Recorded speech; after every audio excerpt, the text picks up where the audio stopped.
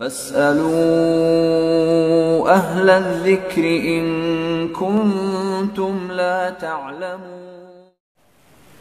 ایک اور ساتھی ہے مولانا تاج محمد صاحب، اس کا سوال یہ ہے کہ وضو کے دوران انگلیوں کا خلال کرنا یہ سنت ہے یا واجب ہے؟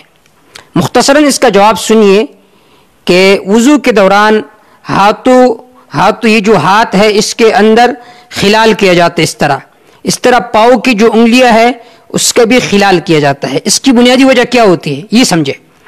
دیکھو بعض دفعہ جب آدمی وضو کرتا ہے تو وضو میں ہاتھوں کو دھونا یہ بھی فرض ہے، پاؤں کو دھونا بھی فرض ہے۔ تو اگر ہاتھ کو آپ نے دھو لیا تو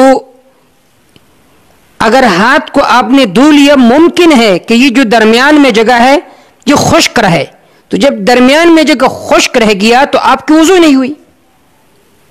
تو لہٰذا اس وجہ سے فقہاء کرام نے یہ تصریح فرمائی ہے کہ آپ نے وضو کرتے وقت انگلیوں کا بھی خلال کرنا ہے، پاؤں کی انگلیوں کا بھی خلال کرنا ہے، اور پاؤں کی انگلیوں کے خلال کرنا اور ہاتھوں کی انگلیوں کے خلال کرنا اس طرح ہوگا کہ یہ جو چوٹھی انگلی ہے اس کے ذریعے سے اندر اس طرح درمیان میں دو انگلیوں کے درمیان داخل کر کے تر انگلیوں کو، تاکہ یہ جو درمیان والی جگہ ہے یہ تر ہو جائے، تاکہ اطمینان کے ساتھ آدمی یہ کہہ سکے کہ جو وضو کے ارکان تھے وہ میں نے ادا کیے۔ اس کی بنیادی وجہ یہ ہوتی ہے۔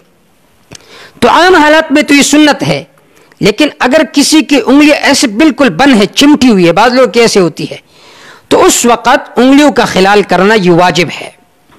اور بہت سارے فقہاء کرام وجوب کے قائل ہے، لیکن عند الاحناف سنت ہے، مؤکد سنت ہے۔ کوئی آدمی اگر اس کو ہمیشہ چھوڑتا ہے تو اس وجہ سے یہ گناہگار ہوگا، اور جس کی انگلیاں بالکل آپس میں ملی ہوتی ہے اس کے لیے تو لازمی ہے عند الاحناف بھی انگلیوں کا خلال کرنا۔ حدیث پاک میں آتا ہے، ابن ماجہ رحمہ اللہ نے بھی اس روایت کو نقل کیا ہے، اور بھی بہت ساری کتب میں یہ روایت نقل ہے کہ مستورد ابن شداد رضی اللہ تعالیٰ عنہ فرماتے ہیں، رأیت رسول اللہ صلی اللہ علیہ وسلم توضأ، میں نے آپ صلی اللہ علیہ وسلم کو دیکھا کہ آپ صلی اللہ علیہ وسلم نے وضو فرمایا، فخلل اصابع رجلیہ بخنصرہ، آپ صلی اللہ علیہ وسلم نے اپنے پاؤں کے انگلیوں کا خلال کیے چوٹی انگلی کے ساتھ۔ تو اس سے معلوم ہوا کہ خلال کرنا یہ سنت ہے عام حالات میں۔ واللہ تعالی اعلم بالصواب۔